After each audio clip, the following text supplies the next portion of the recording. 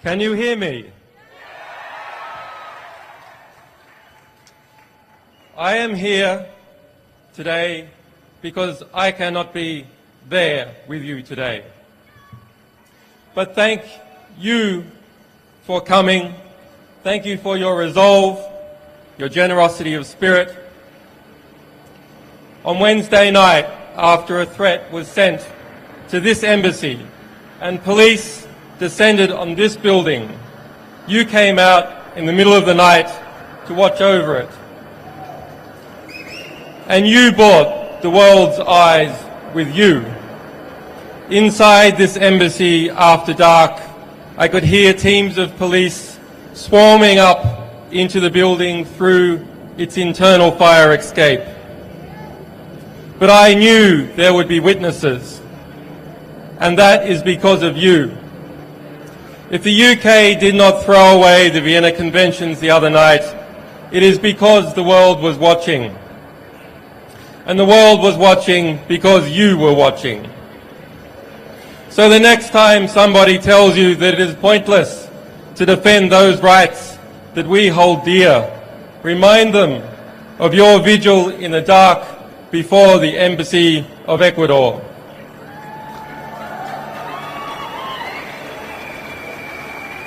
Remind them how, in the morning, the sun came up on a different world and a courageous Latin American nation took a stand for justice.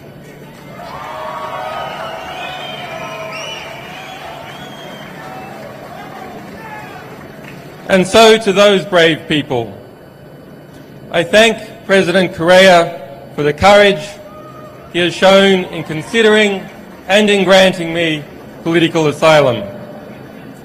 And I also thank the government, and in particular Foreign Minister Ricardo Patino, who upheld the Ecuadorian Constitution and its notion of universal citizenship in their consideration of my asylum.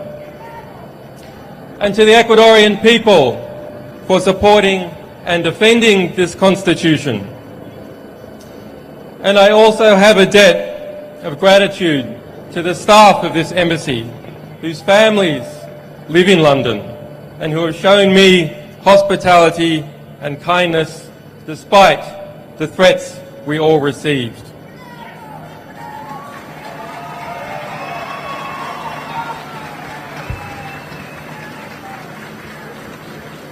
This Friday, there will be an emergency meeting of the foreign ministers of Latin America in Washington, D.C. to address this very situation. And so I am grateful to those people and governments of Argentina, Bolivia, Brazil, Chile, Colombia, El Salvador, Honduras, Mexico, Nicaragua, Argentina, Peru, Venezuela, and to all other Latin American countries who have come out to defend the right to asylum.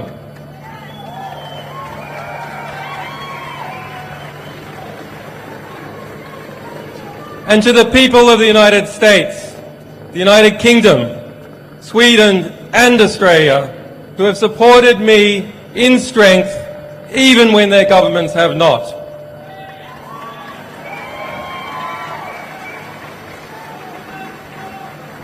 And to those wiser heads in government who are still fighting for justice, your day will come. To the staff, supporters, and sources of WikiLeaks, whose courage and commitment and loyalty has seen no equal.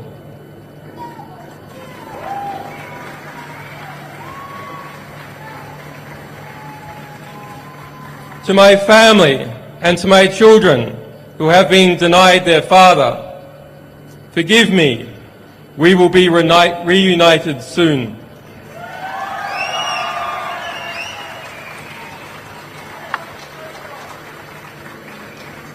As WikiLeaks stands under threat, so does the freedom of expression and the health of all our societies. We must use this moment to articulate the choice that is before the government of the United States of America. Will it return to and reaffirm the values, the revolutionary values it was founded on? Or will it lurch off the precipice, dragging us all into a dangerous and oppressive world in which journalists fall silent under the fear of prosecution and citizens must whisper in the dark? I say it must turn back. I ask President Obama to do the right thing. The United States must renounce its witch hunt against WikiLeaks. The United States must dissolve its FBI investigation. The United States must vow that it will not seek to prosecute our staff or our supporters. The United States must pledge before the world that it will not pursue journalists for shining a light on the secret crimes of the powerful.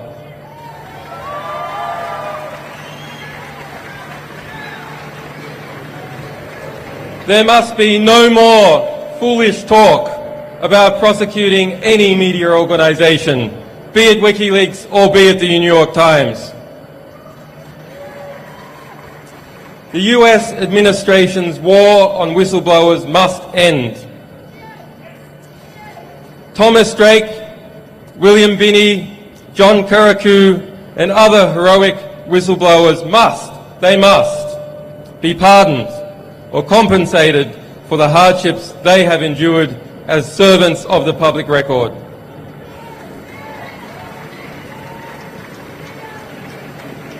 And to the Army private who remains in a military prison in Fort Leavenworth, Kansas, who was found by the United Nations to have endured months of torturous detention in Quantico, Virginia, and who has yet, after 2 years in prison, to see a trial, he must be released. Bradley Manning must be released.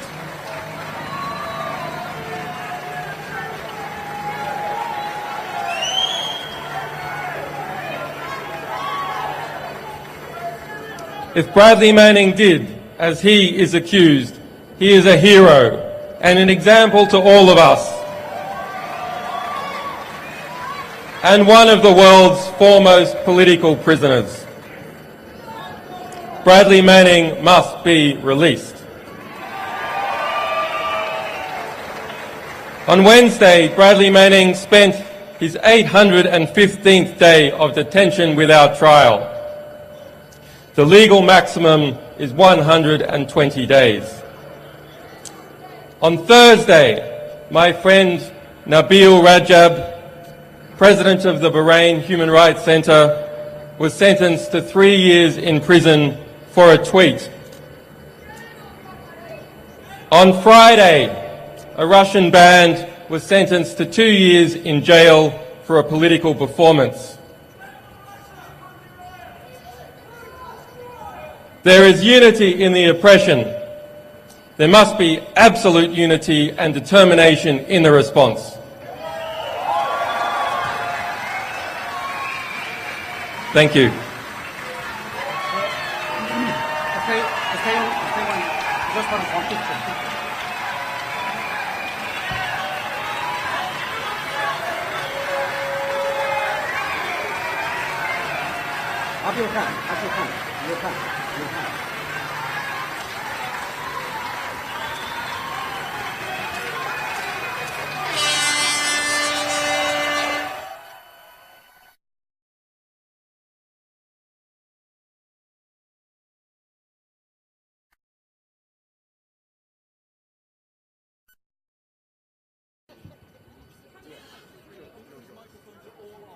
Are they? Okay. Hello, can you hear me?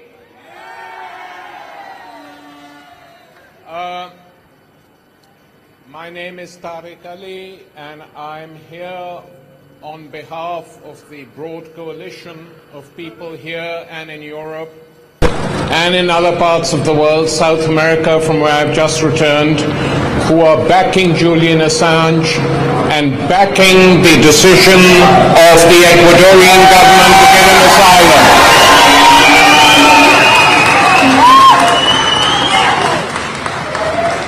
I think the situation will be clarified over the next few days. Tomorrow in Washington, D.C., an emergency conference of the Organization of American States has been called, with only 5 members voting against, including the United States and Canada. But the meeting will take place, and there is only one item on the agenda of this meeting, which is the threats made to the Ecuadorian embassy by the British Foreign Secretary.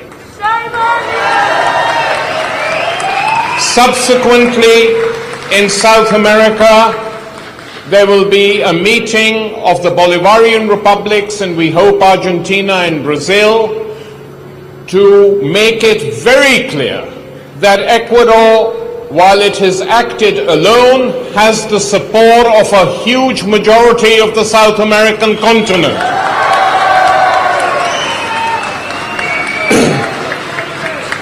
Now, this afternoon we're here to show our solidarity with Julian Assange and the decision of the Ecuadorian government. We have speakers who will be speaking for making short speeches.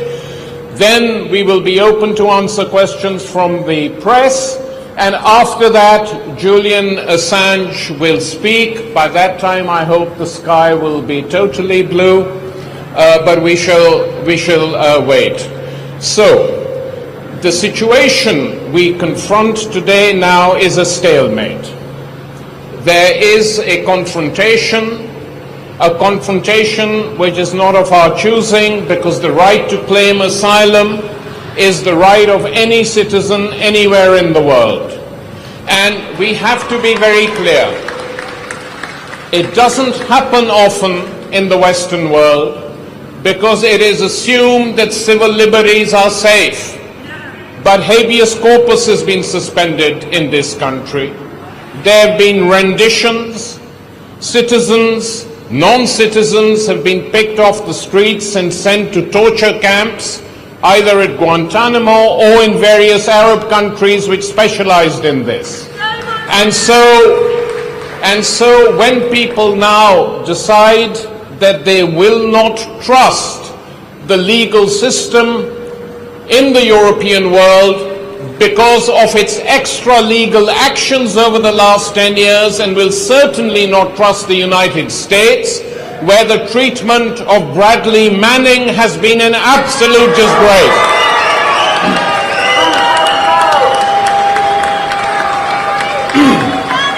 So there is a reason for seeking asylum now. I hope that there are not too many episodes like this, that civil liberties as we once knew them are restored, because it puts a tremendous burden on everyone in this country and elsewhere, and on people who are forced to do this. So the position is very clear. The central issue, as has been made obvious, is the fear of Julian Assange, and it's a totally understandable fear that he could be deported to a third country, that this is not a footling little investigation, not even proven, mounted by Swedish prosecutors, and its acceptance shamefully by the Supreme Court in this country, with judges dissenting, giving dissenting opinions on this within Britain itself, that it is not simply a question of that. That on its own is not the major issue. The major issue is the fear of extradition to the United States, and there is a very simple solution.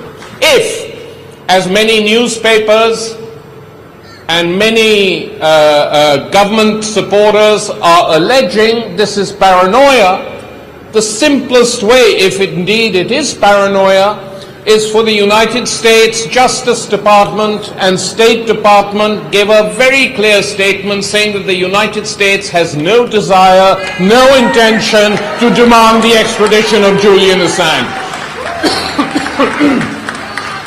That is all we are asking for. Let them do it, and there could be a compromise solution very, very rapidly between the Ecuadorian government and the British Foreign Office. The Ecuadorians, I was in Ecuador 2 weeks ago, met the president. They have absolutely no desire to get entangled in a huge row with Britain. It's not their way, it's not their intention. They want a peaceful settlement, and all they ask is an assurance that Julian Assange will not be extradited to a third country, and that is what we hope to achieve with the campaigning we're doing now. Now, unfortunately, we have got many messages from people who can't be here for one reason or the other, and these messages will be read out by spokespeople who are here on their behalf. After that, these messages are over, you can meet all the people here, and after that is over, we will go and, or we will stay and listen to Julian. Now, the first message is from Vivienne Westwood, not normally known as a paranoid personality, and the message will be read by Cynthia King. Thank you. Thank you very much. Vivian really regrets not being here today.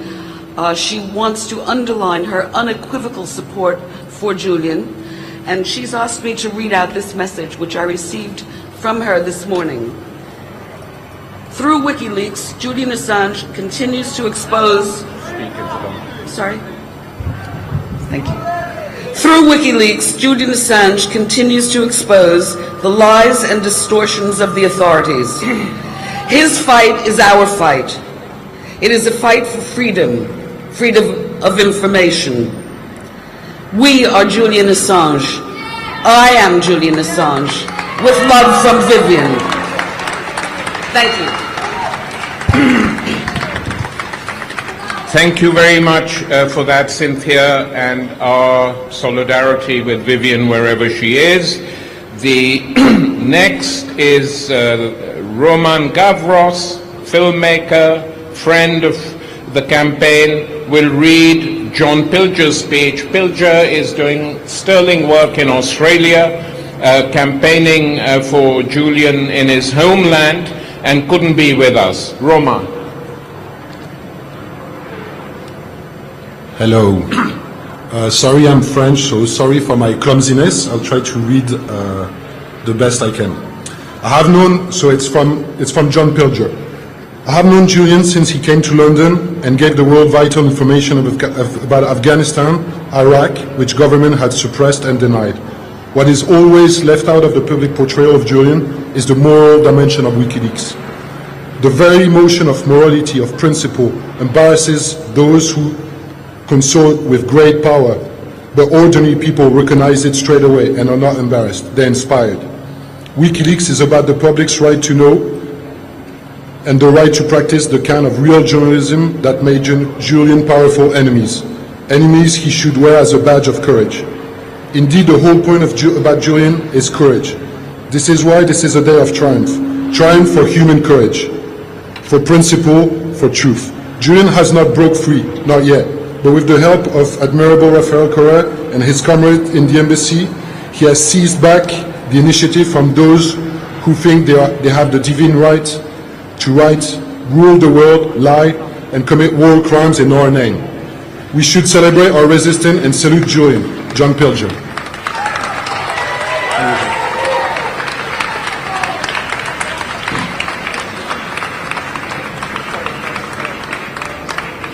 The third absentee friend, because he's not well, is Ken Loach, the film director, and Rebecca, who has worked with him forever, is here to read a message. Hi, everybody. The sun's come out, which is good news. I've been working with Ken Loach and Paul Laverty for a very long time, and with them, we give you this message. Julian Assange needs our support. He and WikiLeaks have exposed the dirty secrets of the powerful. Remember WikiLeaks revealing US war crimes in Iraq, firing on unarmed civilians from an Apache helicopter? Nothing but cold-blooded murder. We know the gross brutality the US and Britain will use against those it sees as its enemies. The coups in Latin America, Guantanamo, and now the terror inflicted on Bradley Manning. With right-wingers in the States calling for his execution, Julian has every reason to fear for his safety. But look at the bigger picture. There is much talk of due process and the rule of law. What hypocrisy! Tell that to those left in the shattered ruins of Iraq. More than 1 million dead in a war that was plainly illegal. The US has no regard for due process or international law.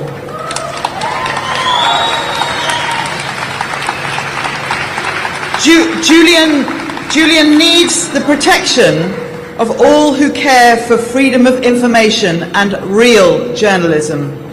Solidarity with Julian Assange.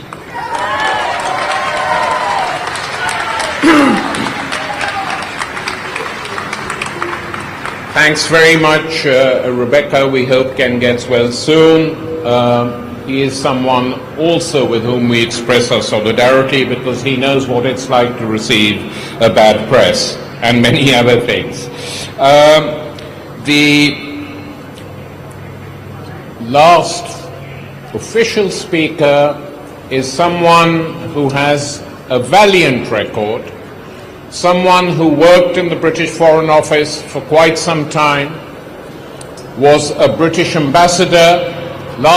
His last posting was to Uzbekistan, where asylum was considered, where refugees were sometimes led into the British embassy in that country. And Craig Murray has now, even though he's not that old, has become a veteran fighter for civil rights, for civil liberties all over the world. And it's with very great pleasure that I now call on Craig Murray.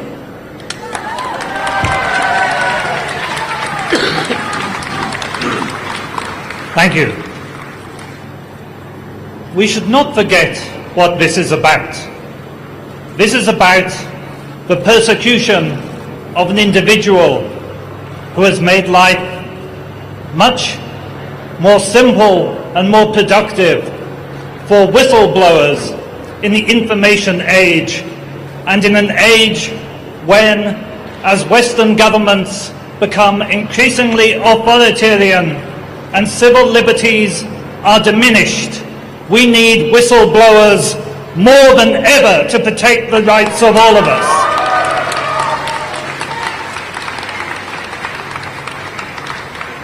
We have heard of the areas where WikiLeaks have been active, not only the prosecution of illegal war in Iraq, but the revealing of individual war crimes carried out within that war. The targeting of people for assassination throughout the world, and the collusion of governments of different stripes in that targeting. The torture and rendition of individuals. Now consider this. I blew the whistle on torture and extraordinary rendition and the collusion of the CIA and MI6. I was, in consequence, immediately charged with extortion for sexual purposes in exchange for British visas. It took me 1.5 years to clear my name of those charges, because they routinely charge and try to frame and fit up whistleblowers, and that is what is happening to Julian Assange just as it happened to me.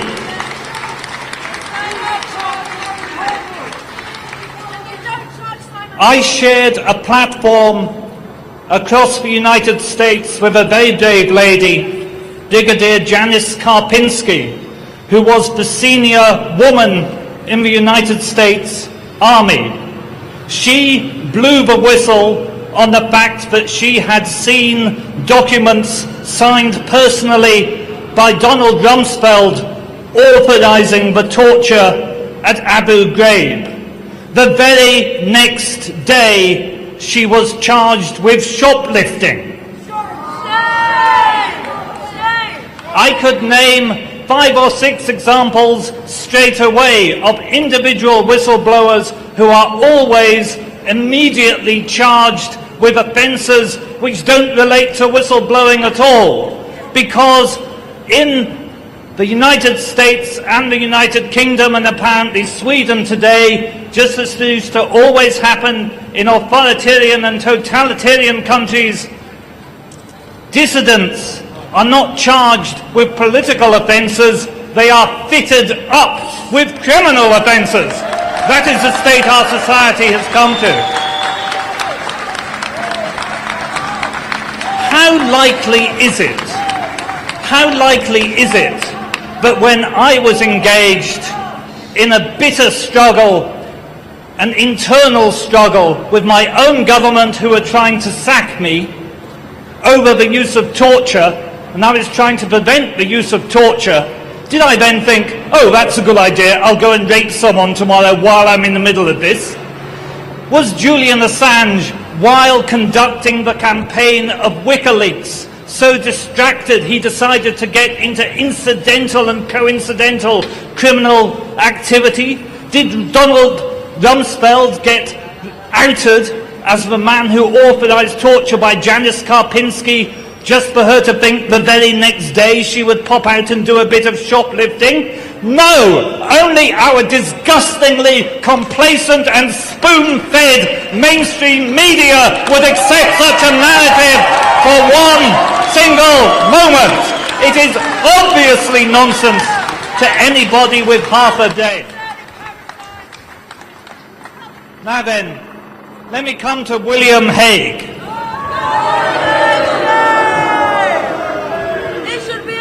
William Hague told us that when he was a student, he used to drink 14 pints of beer a day. I tell you something, he must have drunk 28 pints the day he decided to threaten to illegally invade the embassy of Ecuador and violate Ecuadorian national territory. The Vienna Convention is absolutely plain. The Vienna Convention of 1961 is the single most subscribed international treaty in existence. And it states in Article 22, Section 1, that the diplomatic premises of an embassy are inviolable. Full stop. Are inviolable. You cannot invade the embassy of another country. As Tariq rightly said, there were times when I sheltered Uzbek dissidents from their government within the confines of the British Embassy in Uzbekistan.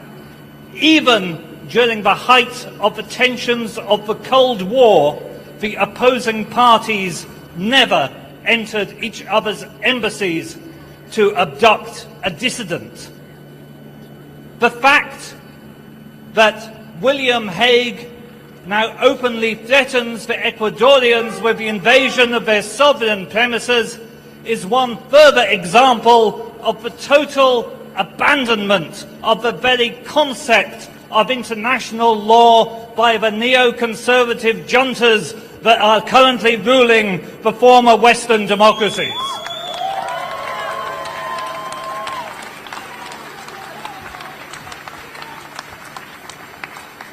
I quoted the Vienna Convention to you. The law that applies within the Embassy of Ecuador is the law of Ecuador. when I served for over 20 years as a British diplomat, if I'd ever murdered my ambassador in the embassy, and there were times I was tempted,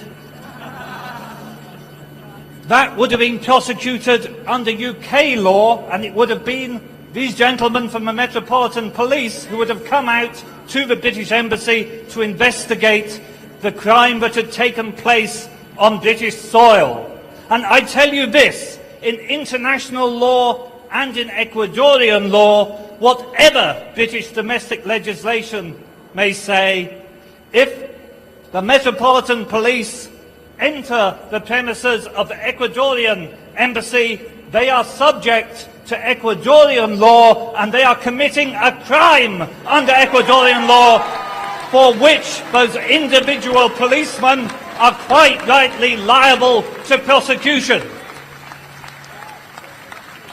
And I can tell you something else for certain. The position I've just outlined, that the invasion of a diplomatic premises is a crime in international law and a crime in the state whose premises are invaded, that is a position which is taken by virtually every country in the world. And it is a crime which is eminently extraditable. So any policeman who forcibly enters the premises of the Embassy of Ecuador will find himself liable for extradition to Ecuador as soon as he leaves the United Kingdom.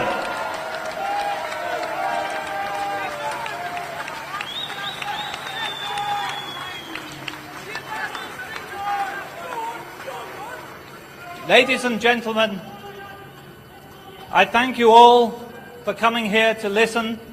I thank deeply and from my heart those of you who have come to support Julian Assange and support his continuing struggle for freedom and to support the continuing cause of whistleblowing and revealing that which government does not want you to know. We are here today for freedom.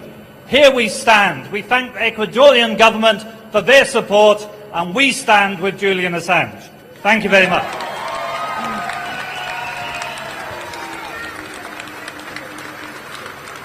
Friends, we are almost ended this first part of this afternoon's events, but before we open it to questions from the press and before Julian speaks, I think one aspect of all this has not yet been dealt with, and it needs to be understood, especially in the Western world. Why is it that an Australian citizen facing prosecution by a European country decides to appeal for asylum to a South American republic? And the reason for that is that for the last 10 to 15 years now, huge changes have been taking place in South America. And these changes are very interesting. For a whole while, as many of you will know, South America was governed by military dictatorships of one sort or the other, backed by the United States and its European partners, and allowed to do whatever they wanted. They were taught how to torture, they were taught how to kill, and they carried on doing it till the changes began.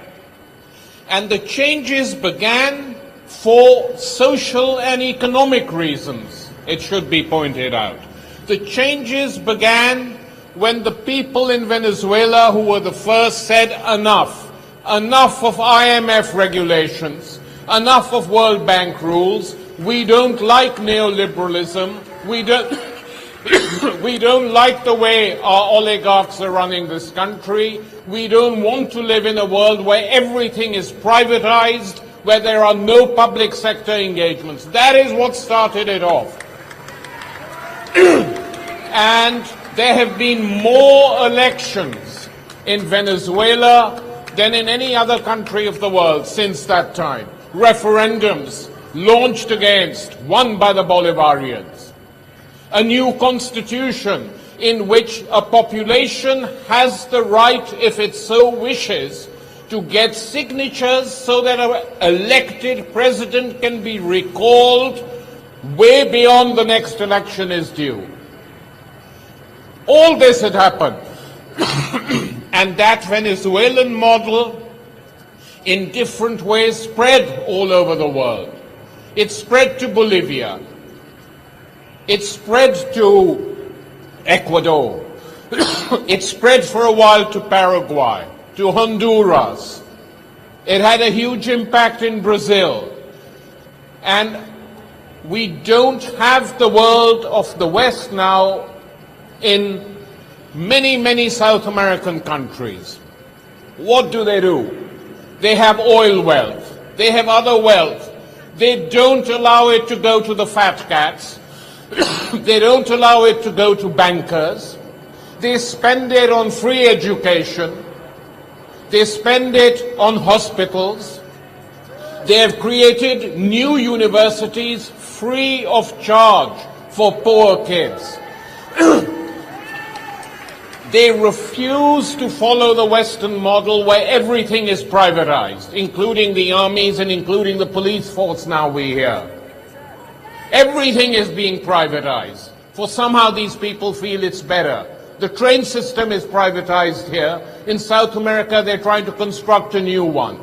And so these radical social democratic governments in South America are today, in my opinion, offer more social and human rights to their citizens than the countries of Europe, leave alone the United States. And that is why Julian Assange applies for asylum to Ecuador, because this is a country which is determined to be independent. It has asked the American military base in Mantua to leave the country. And when the United States objected, Rafael Correa, the president of Ecuador, said, okay, if you want a base here, let's have equality. Why can't we have a military base in Florida? To even ask the question is considered crazy. And there was no agreement. Out went the base. A new constitution that defends human rights. A serious attempt to defend the ecology of the country. Social spending has doubled. And for me, human rights mean nothing unless there are social rights as well for the ordinary people of a country. The two go hand in hand. And it is these changes in South America which have now come to the fore in a big way by this one event. But that is why Julian Assange appealed to Ecuador for asylum, and that is why I think in this week that lies ahead, he will receive the backing of a large majority of the South American continent. And the Europeans, European governments and European citizens, if they wished to, could learn a lot from South America today.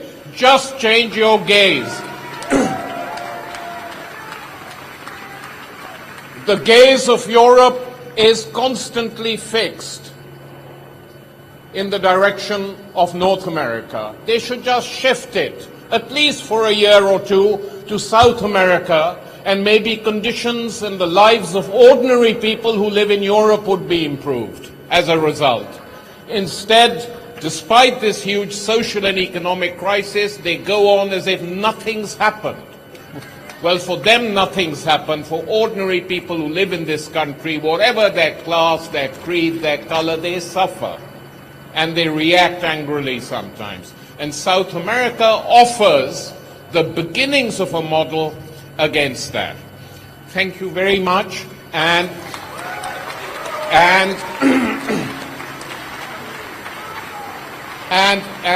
now we are happy to answer questions from the media, if they want.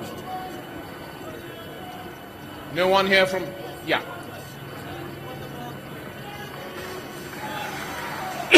We'll repeat your question. Ask it.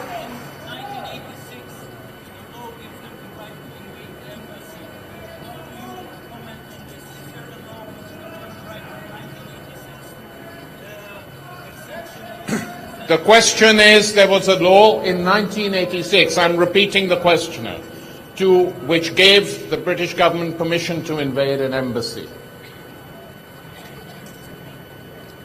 Domestic law cannot simply override international law. The Chinese government could pass a law saying they had the right to invade the British embassy, but that would be in conflict with the Vienna Convention, to which China is a party. Domestic law must conform with international law to which the state is a party. When I said that any policeman who entered the Ecuadorian embassy would be subject to the law of Ecuador on diplomatic premises, that undoubtedly is the position within international law, whatever British domestic legislation may say. You cannot simply legislate domestically and opt out of international law unless Britain could do that if it withdrew from the Vienna Convention, which would then mean that no British embassy and no British diplomat would have any protection anywhere worldwide. And one thing I can tell you for certain is that the British diplomatic service is extremely unhappy at this threat by William Hague. I've spoken personally to British ambassadors who are very, very unhappy, because not only does it make every British embassy around the world liable to invasion, it also makes us look very, very stupid, because no country, not one country, has come out in support of William Hague's interpretation of international law. A lot of South American countries have already come out condemning it, and tomorrow they will do so as a body. Russia has come out condemning it. Britain has not even been able to find a single EU or NATO country to come out in support of its right to invade the Ecuadorian embassy, because that right is not accepted by any country in the world. Thanks. Yeah, any other questions? No? Yeah. Is there a way that the British government can revoke Ecuador's diplomatic status so that it can stop it being Well, the question is there any way in which the British government could revoke Ecuador's diplomatic status? Yes, governments can do that by declaring, they don't have to give a reason, though they usually do. Not just the British government, any government can do that by declaring particular diplomats or entire diplomatic mission persona non gratis, which means all the diplomats would have to leave the country and relations with that country would be broken off. But I don't think anyone is suggesting that that is what is going to happen, because it would be a huge escalation. And as I pointed out, they might then have to break off diplomatic relations not just with Ecuador but with several other South American countries, which not even the craziest person in the British Foreign Office is going to recommend.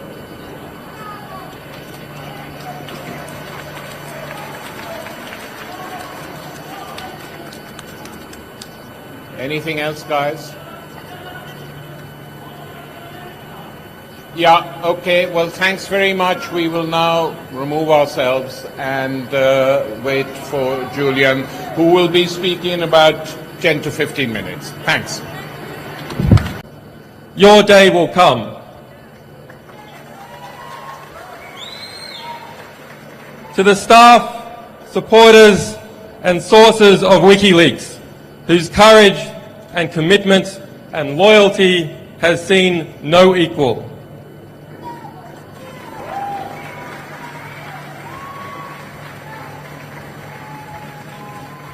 To my family and to my children who have been denied their father, forgive me, we will be reunited soon.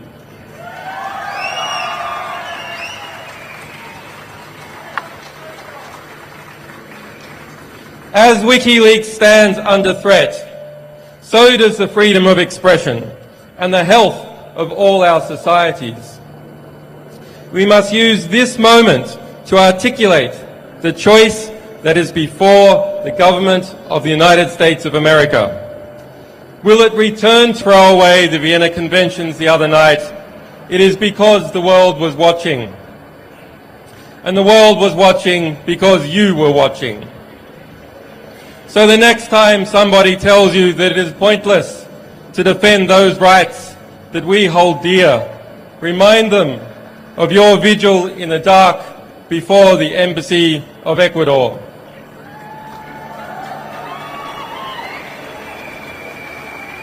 Remind them how, in the morning, the sun came up on a different world and a courageous Latin American nation took a stand for justice.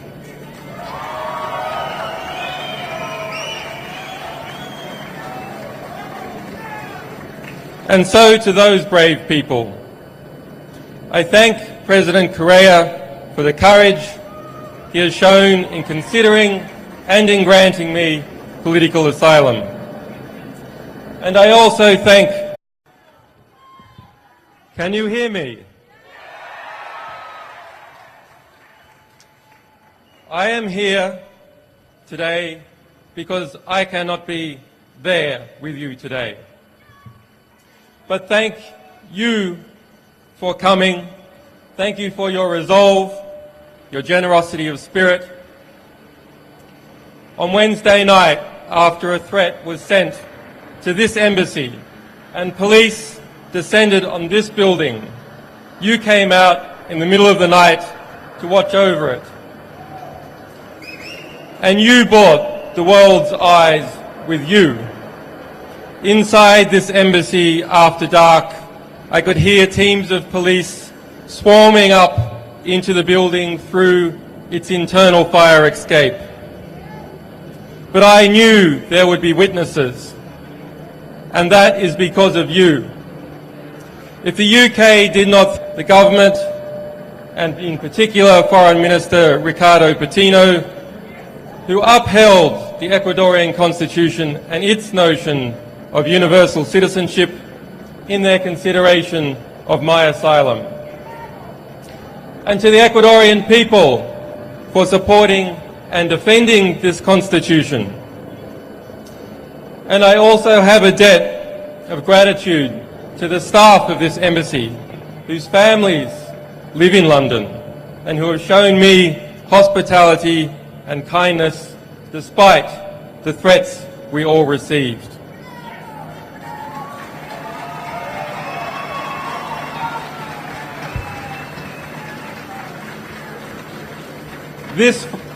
This Friday, there will be an emergency meeting of the foreign ministers of Latin America in Washington, D.C. to address this very situation. And so I am grateful to those people and governments of Argentina, Bolivia, Brazil, Chile, Colombia, El Salvador, Honduras, Mexico, Nicaragua, Argentina, Peru, Venezuela, and to all other Latin American countries who have come out to defend the right to asylum.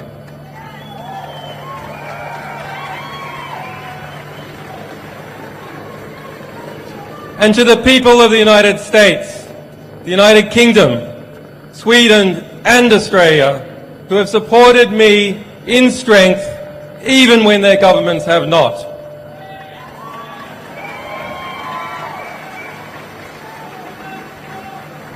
And to those wiser heads in government who are still fighting for justice,